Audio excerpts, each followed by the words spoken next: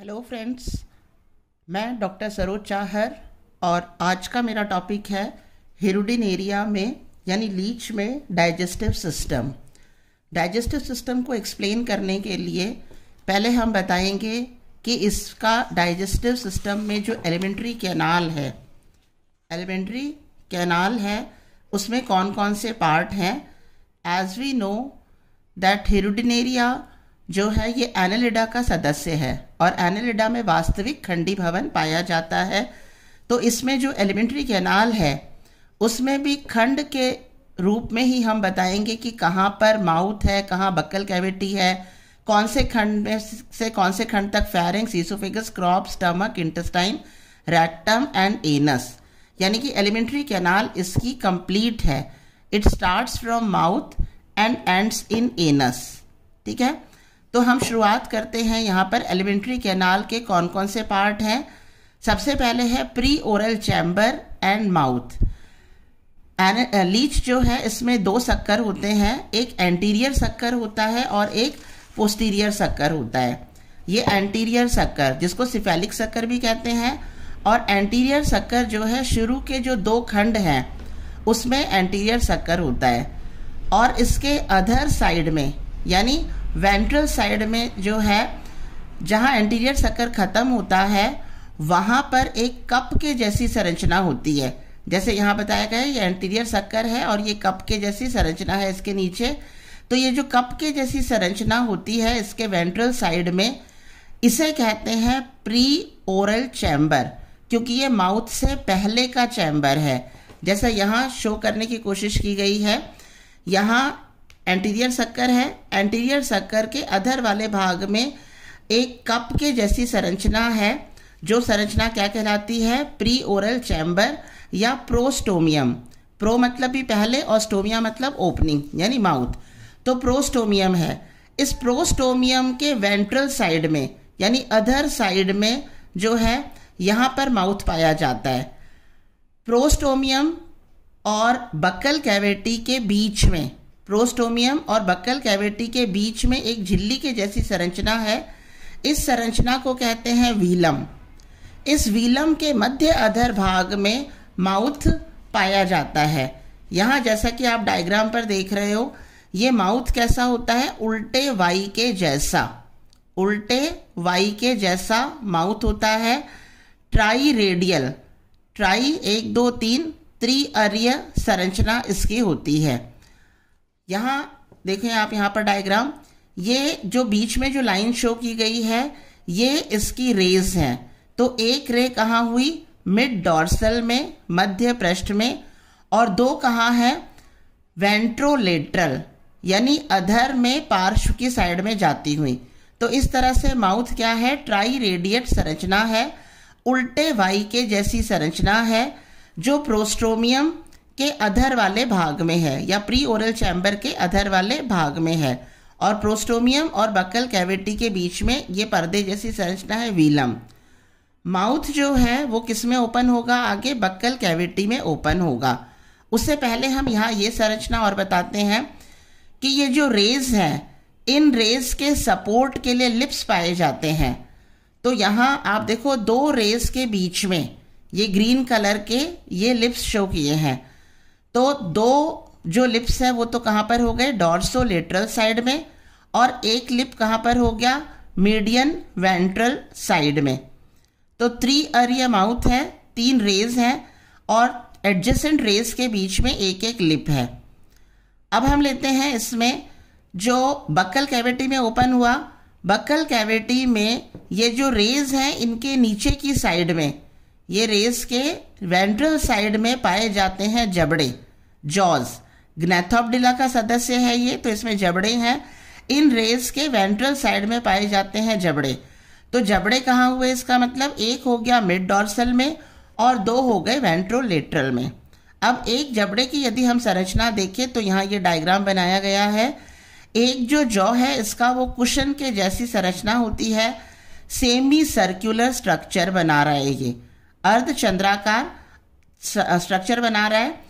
इसका जो स्वतंत्र सिरा है, इसका ये स्वतंत्र सिरा है, तो स्वतंत्र सिरे में बाहर की तरफ क्यूटिकल की परत है और यह क्यूटिकल की परत से ही यहाँ पर ये जो आप उभार देख रहे हैं ये हैं इसके दंतुर यानी डेंटाइन।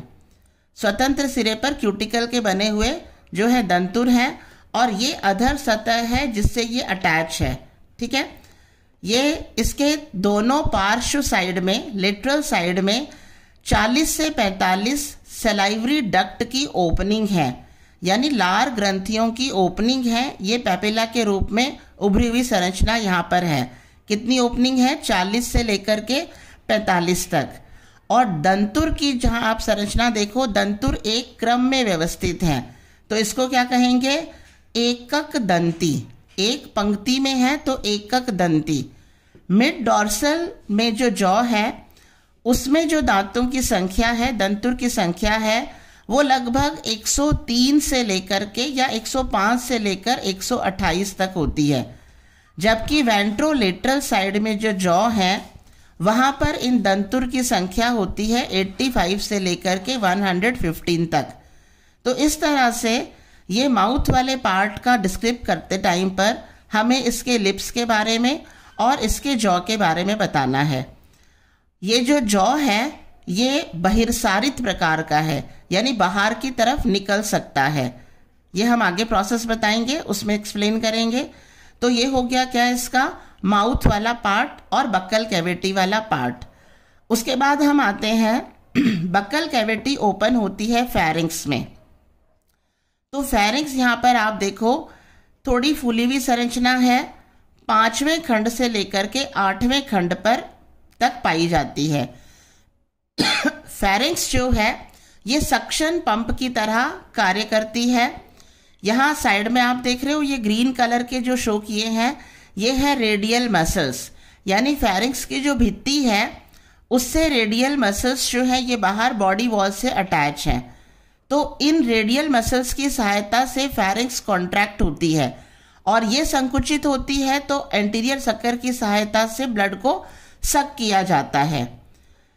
इसी फेरिंक्स के बाहर की जो भित्ति है इस भित्ति में पाई जाती हैं सलाइवरी ग्लैंड्स, लार ग्रंथियां।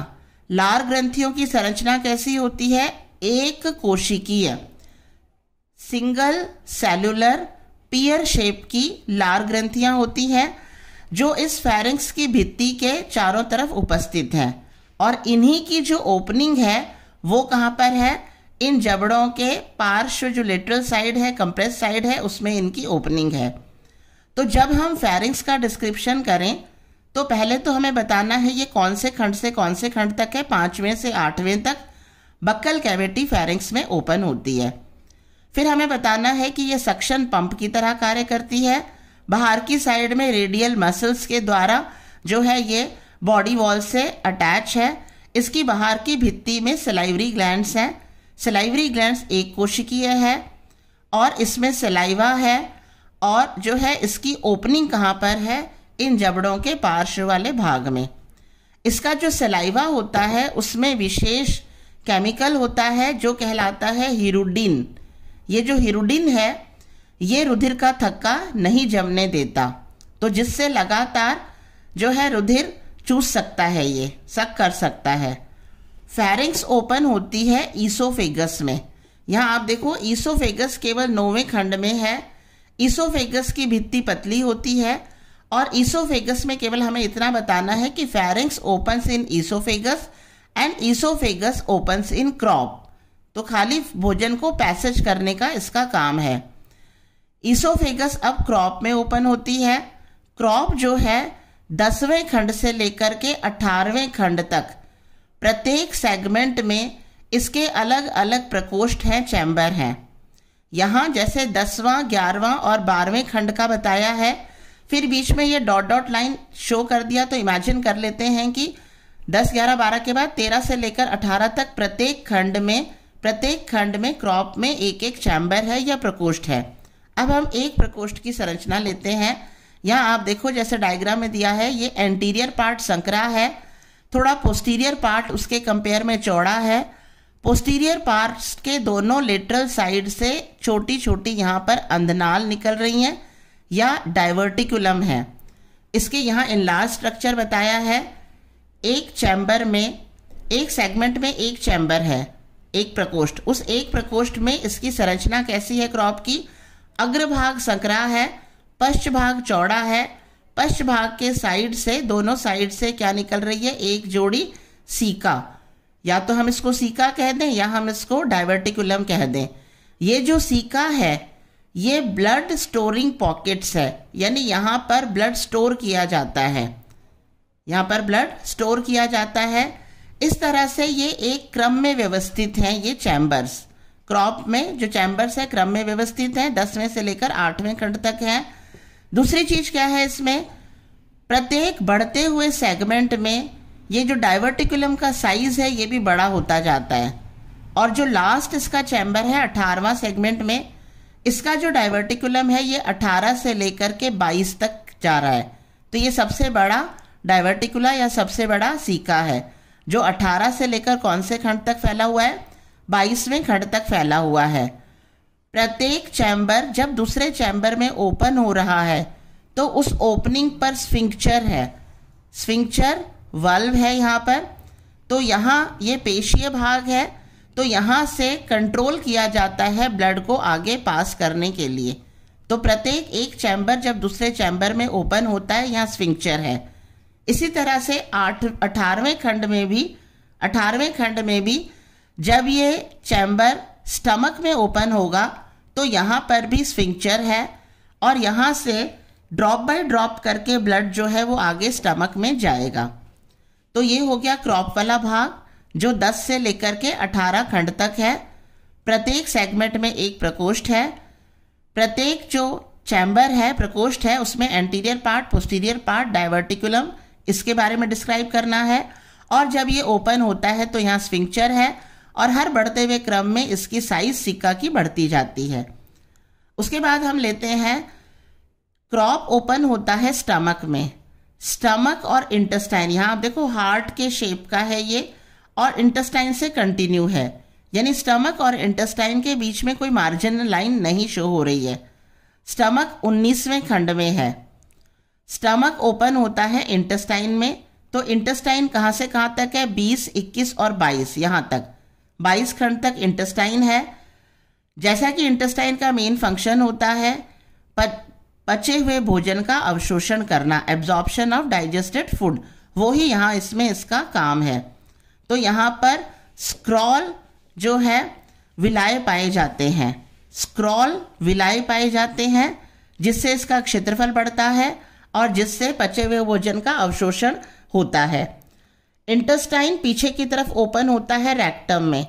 रेक्टम जो है इसका मतलब कौन से खंड से कौन से खंड तक हुआ? 23, 24, 25 और 26वें खंड में मिड डॉर्सल में ओपनिंग होती है एनस की। हमने इसके अपर्चर पढ़े थे, तो हमने पढ़ा था कि केवल एकमात्र ये एक ऐसा अपर्चर है जो मिड डॉर्सल में ओपन हो रहा है, बाकी सारे जो अपर्चर है वो वेंट्रल में ओपन होते हैं, लेकिन केवल एनस किस में ओपन हो रहा है? डॉर्सल साइड में। 26वें खंड के मिड डॉर्सल में एनस ओपन हो रहा है। तो इस तरह से ये तो है डिस्क्रिप्शन किसका? इसकी एलिमेंट्री कैनाल का। और 27वें खंड से 33वें खंड तक पोस्टीरियर सक्कर पाया जाता है। ठीक है, तो यहाँ पहले हम किस चीज को डिस्क्राइब करेंगे? पहले हम डाइजेस्टिव सिस्टम में एलिमेंट्री कैनाल के जो पार्ट हैं उनका डिस्क्रिप्शन करेंगे।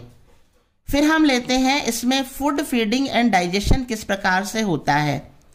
फूड, ये रक्तपोशी है, एक्टोपैरासाइट है, कॉर्डेट्स जो पानी पीने जाते हैं उन तालाब और पोखरों में जहाँ पर लीच होता है, तो उनके ये अपने पोस्टीरियर सक्कर की सहायता से उनके शरीर पर चिपक जाता है। इसकी जो पकड़ होती है वो बहुत मजबूत होती है। पोस्टीरियर सक्कर की सहायता से चिपकने के बाद में जो एंटीरियर सक्कर है, उस एंटीरियर सक्कर के मध्य अधर भाग में क्या है? जबड़े हैं। तो ये जबड़े बहिर्सारित होते हैं, यानी बाहर की तरफ आते हैं, और बाहर की तरफ आकर के इसमें जो दंतुर हैं वो आरी की तरह आगे पीछे चलते हैं। तो इनके दंतुर के मूवमेंट से, जो आरी की तरह चल रहे हैं, उनके मूवमेंट के कारण जो इसका जो कॉर्डेटा है जिससे ये अटैच हुआ है, तो उसकी स्किन कटती है। स्किन कटने से ब्लड वेसल्स भी कटेंगी और ब्लड वेसल्स कटने से ब्लड फ्लो होगा। ठीक है, तो यहाँ हम क्या चीज़ मेंशन करेंगे? पोस्टीरियर सक्कर की सहायता से यह पोषक के शरीर को चिपका। एंटीरियर सक्कर के मध्य में जो मुख से जबड़े हैं वो बहिर्सारित होते हैं, आरी की तरह काम करते हैं, त्वचा को काटते हैं, जिससे उनमें ब्लड फ्लो होता है। ये जो प्रक्रिया है इसमें बिल्कुल दर्द का आभास नहीं होता है। तो जॉ मूवमेंट हमने डिस्क्राइब कर दिया, डेंटाइन का काम हमने डिस्क्राइब कर दिया। उसी समय ये जो जॉ है इसके साइड में सलाइवरी पेपिला है, जो 40 से 45 पेपिला बताए थे। तो सलाइवरी पेपिला ओपन होते हैं। सलाइवरी पेपिला ओपन होते हैं तो वहाँ से सलाइवा सिक्रीट होता है। इसके सलाइवा में हिरोडिन नामक केमिकल है जो एंटी कोगुलेंट है, जो रक्त के थक्के को नहीं जमने देता है, जिससे लगातार यह उस एनिमल का रक्त चूस सकता है। और यह एक बार में इतना रक्त चूस सकता है कि वो कई महीनों तक पूरी पॉकेट भर जाती हैं, उसकी सीका भर जाती हैं, तो कई महीनों तक जो है वो उस पर सरवाइव कर सकता है। फिर हम बताएंगे फेरिंक्स जो है वो सक्शन पंप की तरह कार्य करेगा, क्योंकि फेरिंक्स के साइड में हमने क्या बताया था, रेडियल मसल्स हैं, है ना। तो फेरिंक्स सक्शन पंप की तरह कार्य करेगा। जो ब्लड यहाँ निकल रहा है उस ब्लड को सक किया जाएगा एंटीरियर सक्कर और फेरिंक्स के द्वारा। और यह जो ब्लड है ये कहाँ जाकर के स्टोर होता जाएगा? अंध, ये सीका है ना, अंधनाल, इनमें, ठीक है, क्रॉप डाइवर्टिकुलम में स्टोर होता जाएगा, stored in caeca of crop. तो इसीलिए इनको क्या कहते हैं? ब्लड स्टोरिंग पॉकेट्स कहते हैं। और सफिशिएंट मात्रा में, इतना सफिशिएंट कि वो कई महीनों तक जो है उसके लिए पर्याप्त है, लीच के लिए, ये उसमें स्टोर कर लिया जाता है। उसके बाद हम बताएंगे हीमोलाइसिस एंड डाइजेशन। हीमोलाइसिस मतलब क्या है? Break down of haemoglobin. जो ब्लड लिया है, सक किया है, तो क्रॉप का जो डाइवर्टिकुलम है जहां वो स्टोर हो रहा है, तो वहां पर हीमोलाइसिस की प्रक्रिया होगी। यानी संचित व लयित रक्त जो है, लयन का काम कहां पर हुआ? क्रॉप डाइवर्टिकुलम में। तो क्रॉप डाइवर्टिकुलम में हीमोलाइसिस होने के बाद में उसमें से जो वाटर है उसका अवशोषण कर लिया जाता है। अब पानी का एब्जॉर्प्शन हो जाएगा तो पीछे क्या बच जाएगा? गाढ़ा जेली जैसा द्रव बचेगा। ये जो गाढ़ा जेली जैसा द्रव है ये बूंद बूंद करके कहाँ पहुंचाया जाता है? अमाशय में। तो रक्त बूंद बूंद करके अमाशय में पहुंचता है। अमाशय में अब इसका पाचन शुरू होता है। हीमोलाइसिस की प्रक्रिया कहाँ होती है? क्रॉप डाइवर्टिकुलम में। और पाचन कहाँ पर शुरू होगा? अमाशय में। अमाशय में जब ब्लड आएगा तो ब्लड का कलर जो है वो ग्रीन चेंज हो जाएगा। वो यहाँ जैसे लिखा है स्टमक में ब्लड पहुंचा ड्रॉप बाय ड्रॉप करके, और वो ग्रीन कलर में चेंज हो जाता है। और हीमोग्लोबिन जो है, हीमोलाइसिस के बाद में हीमोग्लोबिन अलग हो जाएगा। इसमें से ग्लोबिन जो है ये मुख्य रूप से भोजन के रूप में इस्तेमाल किया जाता है। और भोजन का पूर्ण पाचन अमाशय और आंत्र में ही होता है। तो ग्लोबिन का पाचन तो हो गया कहाँ पर? स्टमक वाले भाग में। और प्रोटीन का पाचन कहाँ पर होगा? इंटेस्टाइन वाले भाग में। तो इंटेस्टाइन वाले भाग में प्रोटियोलाइटिक एंजाइम होता है जो एल्कलाइन मीडियम में इस प्रोटीन का पाचन भी करेगा। इस तरह से स्टमक और इंटेस्टाइन के अंदर भोजन का पाचन हुआ। पचित भोजन अब आगे जो है कहाँ जाएगा? आगे स्टमक और इंटेस्टाइन वाले भाग में आया। तो अब इंटेस्टाइन वाले भाग में मेन क्या है? एब्जॉर्प्शन होगा। डाइजेस्टेड फूड का एब्जॉर्प्शन इंटेस्टाइन में होगा। एब्जॉर्प्शन के एरिया को बढ़ाने के लिए इसकी जो अंदर की भित्ति है उसमें स्पाइरल विलाय पाए जाते हैं। तो इन स्पाइरल विलाय के द्वारा क्या होगा? मैक्सिमम एब्जॉर्प्शन हो गया डाइजेस्टेड फूड का। और इसकी जो भित्ति है इसमें हीमोसिलोमिक वेसल्स प्रेजेंट होती हैं। इन हीमोसिलोमिक वेसल्स में ये अवशोषित जो भोजन है ये पहुंच गया और वहां से ये अवशोषित भोजन शरीर के अन्य भागों में वितरित कर दिया जाता है। शेष बचा हुआ, बिना पचा हुआ जो भोजन है वो कहाँ जाएगा? रेक्टम में। और रेक्टम से वो समय समय पर एनस के द्वारा शरीर से बाहर त्याग दिया जाता है। तो इस तरह से हमें डाइजेस्टिव सिस्टम में ये डायग्राम बनाना है, एलिमेंट्री कैनाल के बारे में बताना है, और जो प्रोसेस है सबसे पहले कहाँ से शुरू करेंगे हम? Food feeding and digestion. उसके बाद में हम बताएंगे हीमोलाइसिस की प्रक्रिया जो क्रॉप में हुई, क्रॉप के डाइवर्टिकुलम में हुई, डाइजेशन जो स्टमक और इंटेस्टाइन में होगा, और एब्जॉर्प्शन इंटेस्टाइन में होगा। ठीक है। और एब्जॉर्ब्ड जो फूड है, डाइजेस्टेड एब्जॉर्ब्ड फूड है, वो हीमोसिलोमिक वेसल्स में पहुंच जाता है, यहाँ से पूरे शरीर में वितरित कर दिया जाता है। अपचित भोजन रेक्टम में जाएगा और वहां से एनस के द्वारा बाहर निकाल दिया जाएगा। तो इस तरह से ये हो जाता है complete digestive system of leech. That's all about the topic. Thank you.